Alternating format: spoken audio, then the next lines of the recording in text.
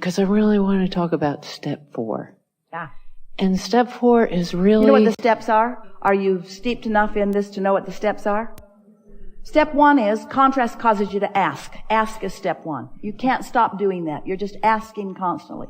Step 2 is source answers what you're asking for. Or another way of saying it is, once you send off that rocket of asking, source becomes the vibrational equivalent of what you've asked for. So when you ask for more money, you become vibrationally, in terms of this vortex, more prosperous. That's the part you argue with, as in the vortex. So I want it in my bank. Vibrationally speaking, you become more prosperous. When you ask, it is given immediately. Step 3 is, you got to find a way to release resistance in order to allow what you've asked for, which is already vibrationally there, to flow into your experience. That's what step 3 is. We call that the art of allowing. Allowing what you're asking for to be realized by you. So step 3 is really practicing thoughts, preparing yourself to be in a vibrational place that allows the path to occur to you. Thoughts, ideas, others, impulses, emotions, all early stages of your conscious awareness that this is happening. And then, of course, everything else comes through too. So recently we've been talking about how if you will try just a little bit, if you will care is a better way of saying it. You don't want so much effort, but if you will care about the way you feel, and you will start in this wobble-free place that's easy for you to achieve once you find good feeling things, easy things to think about. When you are awake and focused, law of attraction never ceases to respond to you. So momentum will increase. And as that momentum increases, in the absence of resistance, you get into what we are calling like a high-flying disc. You're resistance-free, which means there's no wobble, and the momentum is getting stronger and stronger, and that's when you begin feeling emotions like elation, or fascination, or strong interest, or love, or appreciation. So once you're hanging out in that place a lot, once that's the way others are defining you, that's a happy person, or that person is always eager, or that person really thinks fast on their feet, or that person seems really intuitive, or that person's in the right place at the right time, or that person's living a really good life. Once you are in that place where you're feeling good most of the time, and of course, negative emotion is a natural thing. Don't ask the impossible of yourself. But if you're predominantly feeling good, then you are on that high-flying disc. That's what we're talking about. Now, when contrast introduces itself to you, and it will, it's a smaller wobble. You see what we're getting at? Mm-hmm. It's a smaller wobble of contrast. Mm-hmm. And that's what we want to call, that's what Esther insisted that we call step 4. She so likes the steps. Step 4. Step 4 is feeling good. I'm understanding this so deeply. Mm-hmm. Nothing's a mystery to me anymore. When I watch others, when I see myself, as things manifest, as ideas occur, as I get into a group and I can feel us all having a good time and everyone's sort of tuned in, tapped in, turned on, and ideas are flying and fun is being had by all. Step 4 living. Yeah. So stable in your knowledge of the laws of the universe, and most important part, so stable in your personal believing or knowing that you can stay stable. That anything that you then give your attention to doesn't throw you off your game. Yeah. So you keep it close to you. You practice it. You're steady there. Then you can turn on CNN. We don't recommend it. But you could. You could see what's going on in the world, and it wouldn't destroy your sense of well-being. You can put things into perspective and understand that well-being still abounds. You can acknowledge that everyone is the creator of their own reality, and you can revel in the fact that you know that and your eagerness for them to figure it out. You can revel in your understanding that you never get it done and that you can't get it wrong. You can't get it wrong because you can't get it done. So we don't have to worry about fixing things. We don't have to worry about air pollution and water. Well, let's just put it to you this way. When you are worrying, you're not doing any of these things that we've been talking about. Exactly. And so when you say, I don't have to worry, Esther said the other day in her most clever of moments, the only thing to fear is fear itself, and that's terrifying.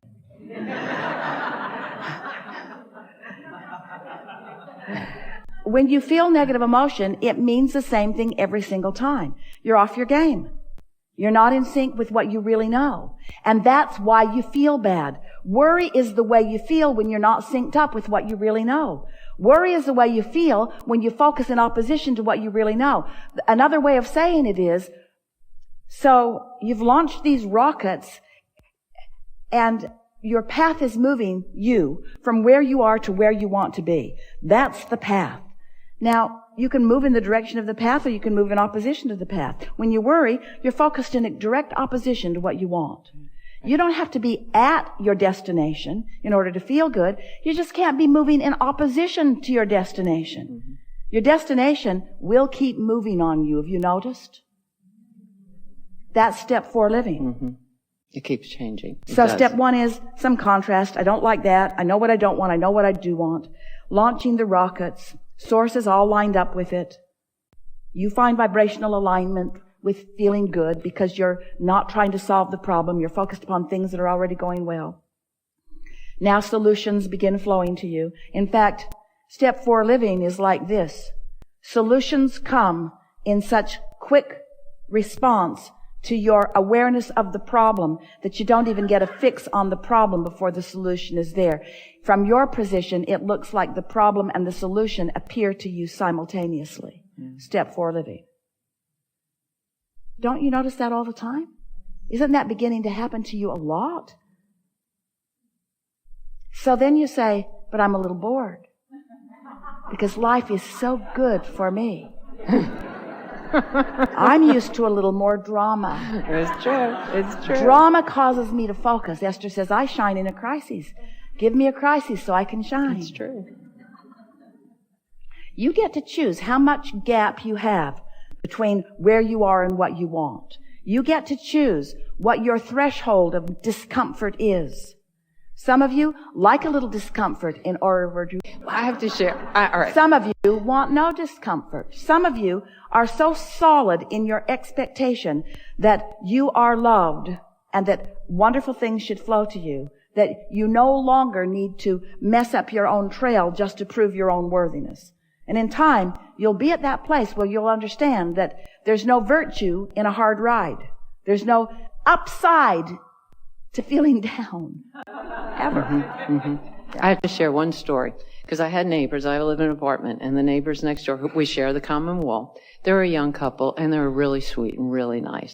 And towards the end of their lease, they were having parties. They were staying out, like right out in the front door on the patio and partying till 2, 3 o'clock in the morning. And that was fine. You know, I just put in earplugs, and I thought, let them have fun. And I thought, prove your worthiness. And I listen to you every morning, and I watch YouTube. I'm always plugged into you. And I thought, well, I don't know if they're Abraham followers, but I think at least they're getting it through. They may not realize it, but it's getting through the walls. I want to say to you, none of you are Abraham followers. You are Abraham leaders. Leaders, okay. Because it is your question that calls us to where you are. And so you're leading this game. Yeah. And it's just true. As you knew and you we would. are such creators. It's just so amazing. And it proved it today. Because I said, you know, I would really love to have a neighbor that is closer to my age. Female would be nice. If we could be friends, that would be great. Somebody that was quiet and respectful. And sure enough, that's what I got. And I thought, well, this is really cool. But we never really see each other. Because, you know, that's just the way life is. If you're not coming and going at the same time, you go in, you close your door, you live your life. You're really not aware of neighbors around you much anymore. Well, I'm sitting in here, a couple of rows back, and I see this woman come walking across the room and sit down. And it's like, son of a... And I got up and I walked around and I sat right in front of her and I said, do you know me? She didn't even recognize me. And she's like, well, I said, I'm your neighbor. We share a wall.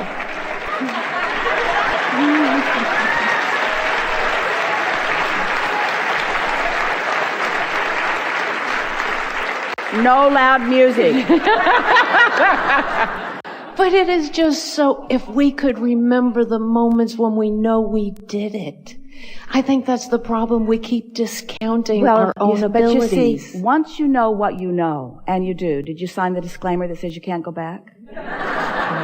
Once you know what you know, now you begin noticing your setting up of it.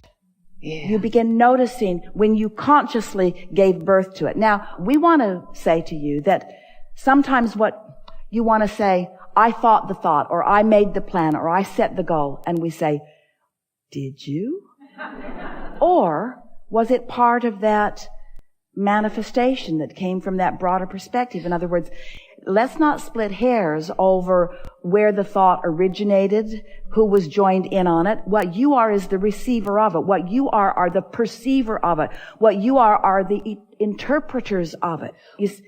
Does that happen because meditation, I keep thinking I really suck at meditating because every time I do... Before you go there, we want to finish this thought out because go. we want you to feel what's going on here. So in the wobble-free zone earlier on, you're more aware of the universe's assistance in the orchestration of the path that is unfolding for you. And so you want to call that the setup. We think that's a good name for it. We want to call it your first awareness of this path that you are now setting out on.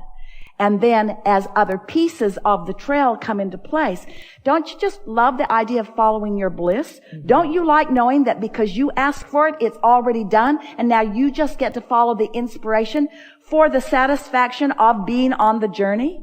You see, most humans still misunderstand. You think that you're here in order to get stuff done.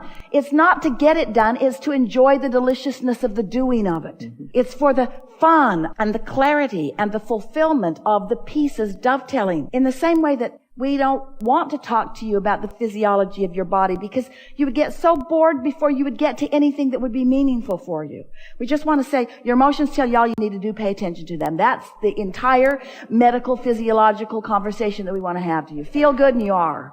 And so in the same way, we cannot possibly explain to you all of the details of all of the co-creating that are going on. We want to say to you that infinite intelligence is infinite and really, really good and on your team. So when life has caused you to identify that you want something, all resources move toward the fulfillment of that for you, for you, for you, for us, for you, for all of us, because there isn't anything that you ask for that doesn't take everything forward. You're the leading edge of all of it. Do you understand that? So when life causes you to become more, even if you haven't become more all the way, you've just become more with the request, Source gives undivided attention to the request, and all resources, the energy that creates worlds, moves in the direction of the fulfillment of that. And in your wobble-free zone, you pick up on it. You feel the setup. You feel the impulse. You follow that impulse and that impulse. And you begin watching things unfold for you. Every place you go, there's a parking place waiting for you right up front. Every place you go, there's someone there to greet you with something important for you to receive. Every single interaction of your life has the potential of revealing to you yet another way to know that you are on your path. There's no reason for you to ever be off your path if you care about the way you feel and you've practiced feeling good enough to know that you're on your path. But sometimes people haven't practiced feeling good. They don't know they're on their path. They feel bad. They can't tell if they're on their path, if they're not on their path. And now they're trying to control conditions and circumstances and others in order to make themselves feel good. That's hard. That's really a hard way to go about it, you see. Inspired living.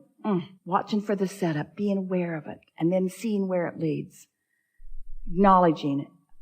All through the day. Oh, that was really good. Oh, that was really good. Oh, that was really, really, really, really good.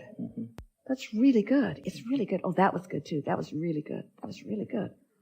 That was really good. And taking credit for your responsiveness, for your awareness, for your perception, for your perspective, for your being. So, aren't you lovely? You're willing to bang around. You'll bang around in bigger contrast and you'll launch rockets. And Source is then on it.